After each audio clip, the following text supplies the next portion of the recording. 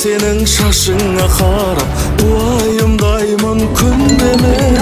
Жастық бар жерде қартаю барын мен осы неге білмеген. Немерелерің арқаңда бәрі қарамай белге бөгілген. Бақыт дегенің балады екенін түсіндім ана бүгін мен. Тұрса да дауылмайса көрме ұсташы тіктеп бойыңды. Анашым сенің көргім келеді 100 жасқа келген тойыңда.